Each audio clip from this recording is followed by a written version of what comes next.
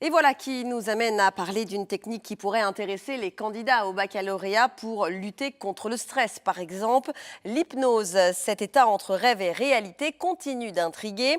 Son champ d'action est très large. Nous avons suivi Mélinda Orsay qui pratique à la fois la thérapie et l'hypnose de spectacle. Lina Badreddine.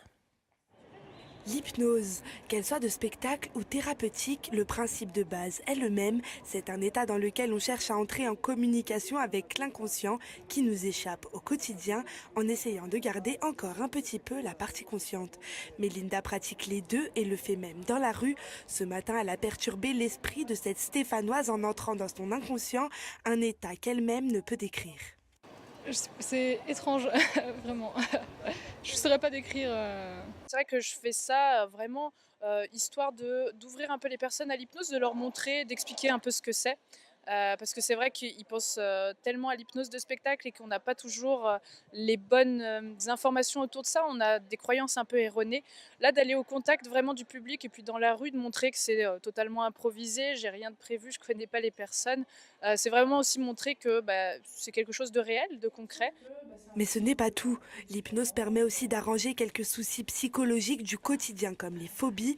Dans son cabinet, grâce à une séance d'hypnose, la thérapeute a pu entrer en contact avec l'inconscient de sa patiente pour comprendre d'où était issue son angoisse, celle de la mort. Avec cette méthode, elle a tenté d'écarter cette peur bien trop présente dans l'esprit d'Anna.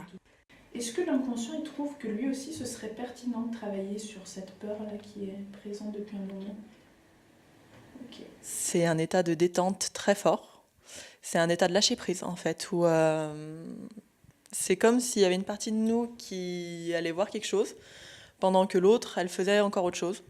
Ces deux formes d'hypnose ont leurs points communs, mais surtout leurs différences. L'hypnose de spectacle, c'est une forme très très autoritaire. C'est pour ça qu'on entend l'hypnotiseur dire par exemple c'est dormez. C'est pas est-ce que vous pouvez dormir s'il vous plaît, ça va être très très autoritaire, c'est très direct, on tourne pas autour du pot finalement.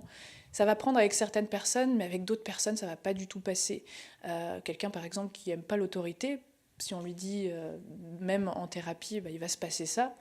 Ça va pas très bien prendre. La thérapie, c'est quelque chose déjà un peu plus approfondi, qui a besoin d'un peu plus de temps pour vraiment aller en profondeur et résoudre les problèmes à la source quelque part. En spectacle, c'est au public de s'adapter à l'hypnotiseur, alors qu'en thérapie, là, c'est plutôt à moi de m'adapter à la personne, ce qui est beaucoup plus intéressant et ce qui fait que je peux travailler avec toutes les personnes finalement.